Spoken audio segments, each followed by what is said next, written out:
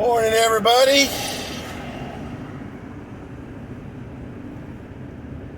It is 8 o'clock,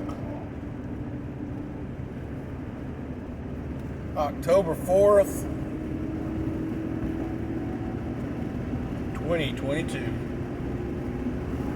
Friday, TGIF, baby.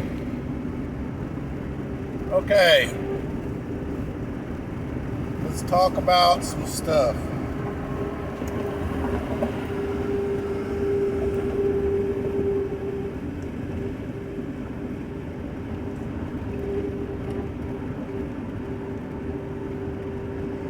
As November 8th looms on our doorstep here,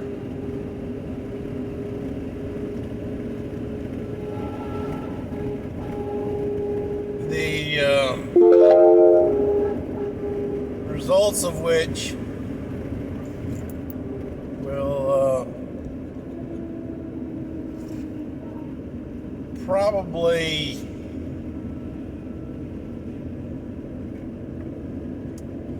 cause a great deal of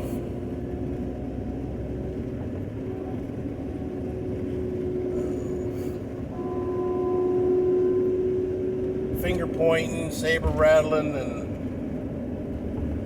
all kind of shit. As much as the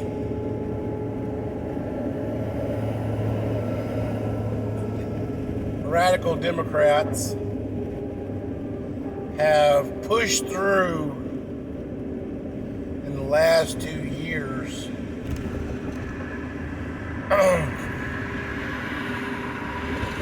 unless we win the House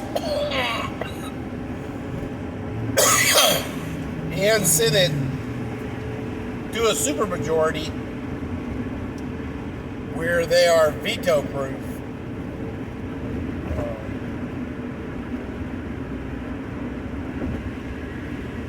it'll end up being a lame duck session for the next 2 years.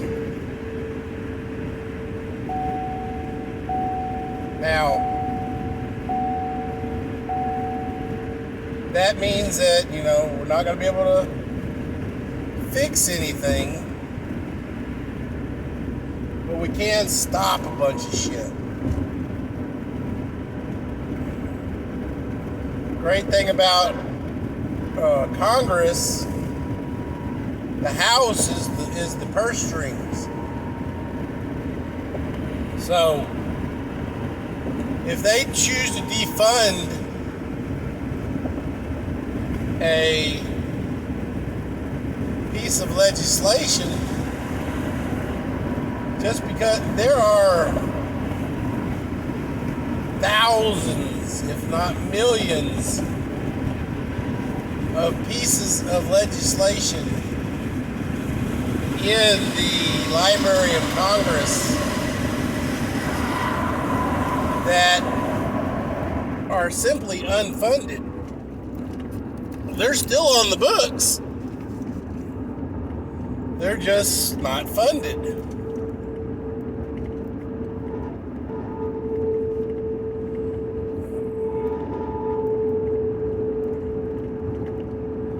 So, what can happen? A lot of this omnibus, if they have not already spent it, we can pretty much cut the purse strings on it. And that would definitely save a lot of problems. But, you gotta understand a lot that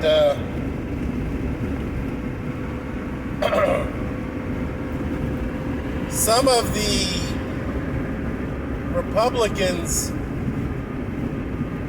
who are not running for re-election this year are rhinos. And they're going to make things difficult because there are R's in D's clothing, you know, or they're D's and R's clothing. So,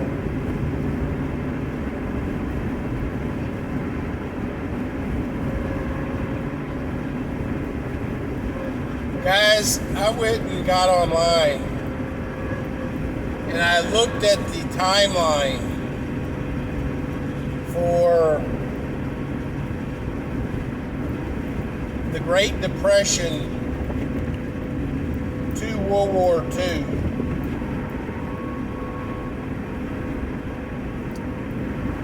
And unfortunately, guys, we are right on track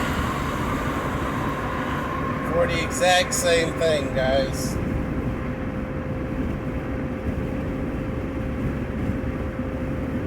We got out of the Great Depression during World War II. But, guys, unfortunately,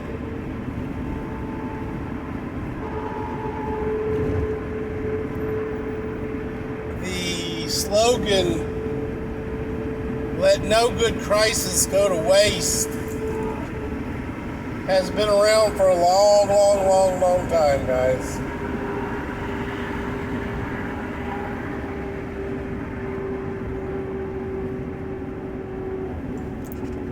Roosevelt got in after Hoover and just fucked the world, guys, or at least fucked America so bad with a bunch of different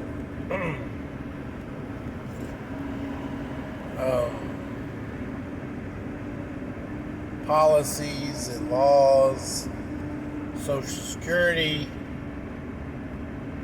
welfare.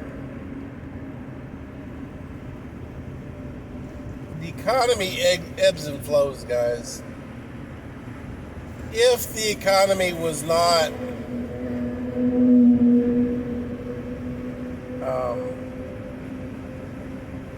in just a period of ebb and flow, and it's reported and studied and dissected and everything else like that, that had Roosevelt not implemented all the bullshit that he put into place trying to fix the economy, we would have got out of the Great Depression a lot earlier than we did. And, you know, as soon as we get, you know, a report that says we're in a recession, because damn sure they ain't gonna, you know, use the big D word. We're not gonna say depression. In fact, they're really, you know, doing their damnedest to avoid the thought of using recession, guys.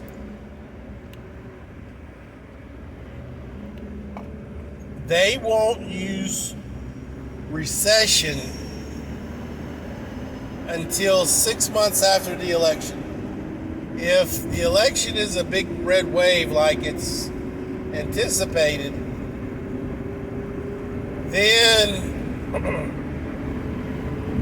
once the mud has stopped being slung and the fingers have stopped being pointed and the blame stopped, you know, thrown around there, they'll start, you know, saying, well, hey, y'all been in office now for 6 months, and we're no better off than we started. Well, fuck. Took y'all 2 years to get us fucked up like this. Let's give you a second here to figure out where the reverse switch is on this bullshit.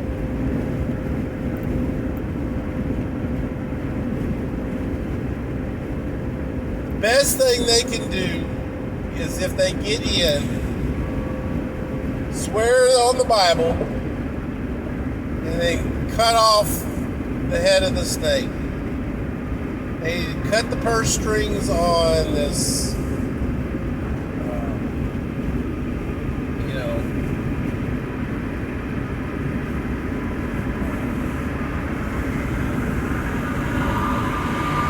Inflation Reduction Act.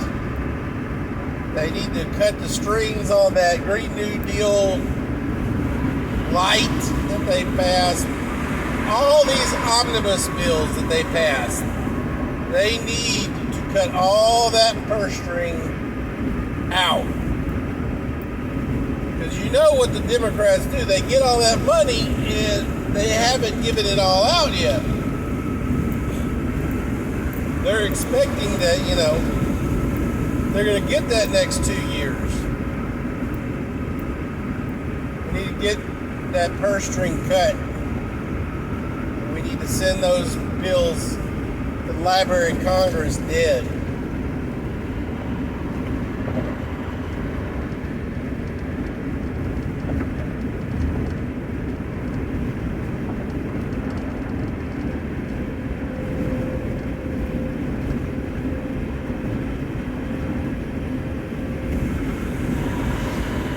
We are on the verge of World War III going hot, guys. We are in a cold World War III. But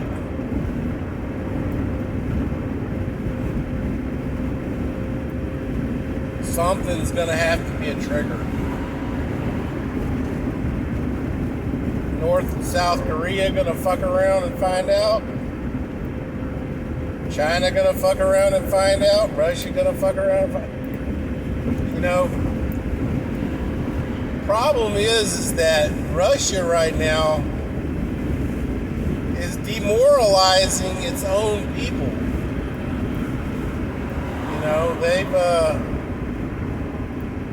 demoralizing their own soldiers to the point where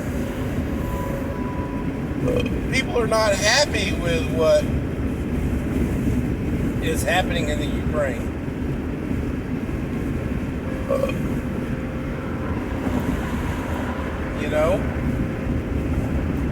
The Democratic Party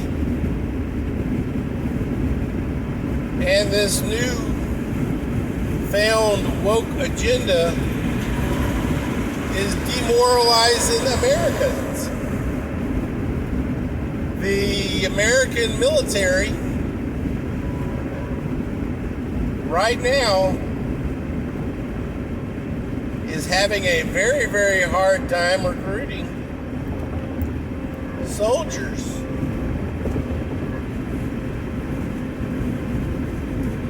Used to be, the military could,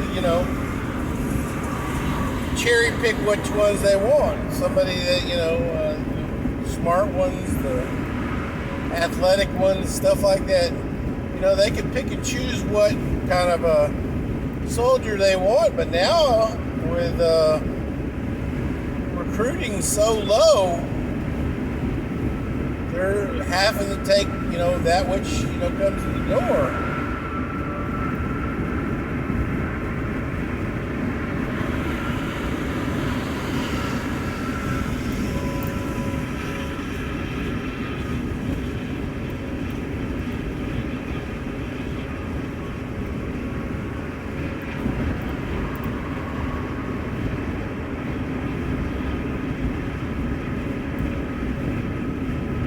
The only military that seems to be not demoralized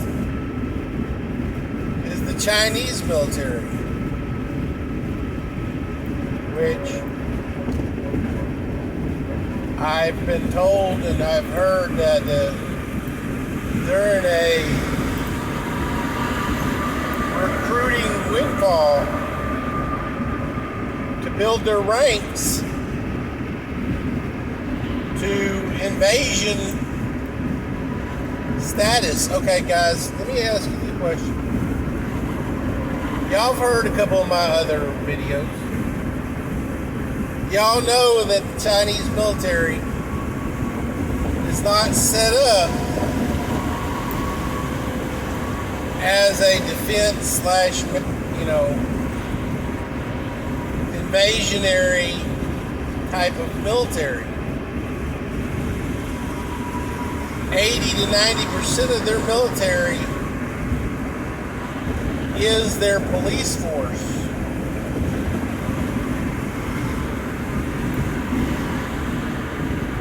And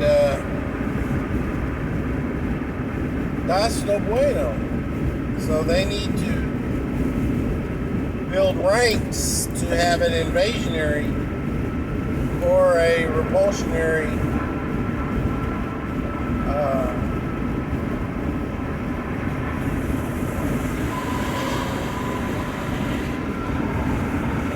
force.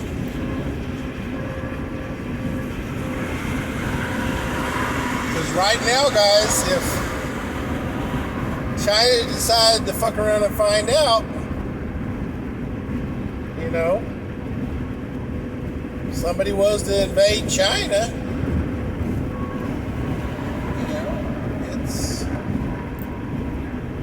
that would be some shit, because they would have to pull forces off self-policing, move them more into a military kind of thing.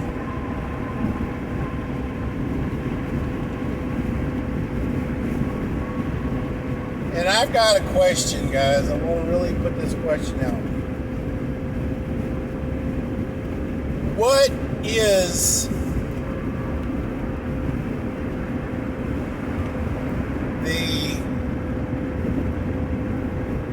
Capitol Police Force? It is an entity in and of itself, guys. Our capital has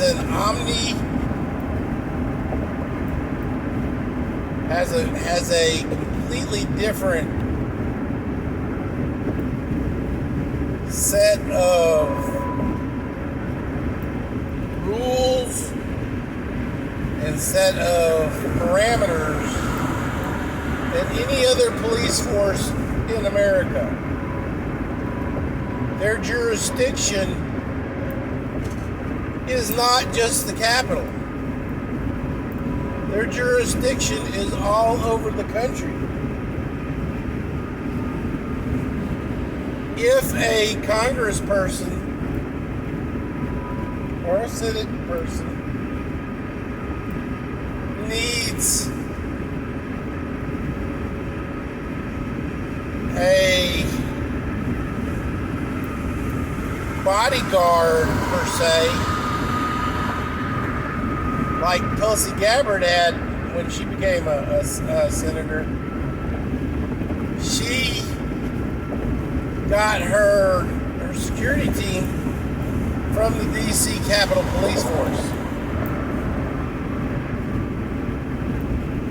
They would follow her around Hawaii and, of course, bodyguard her in the Capitol and everything else like that. So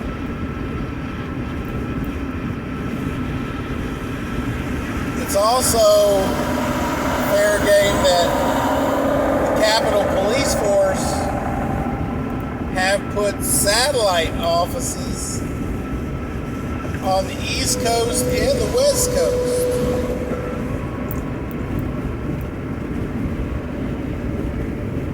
Why does a city's police force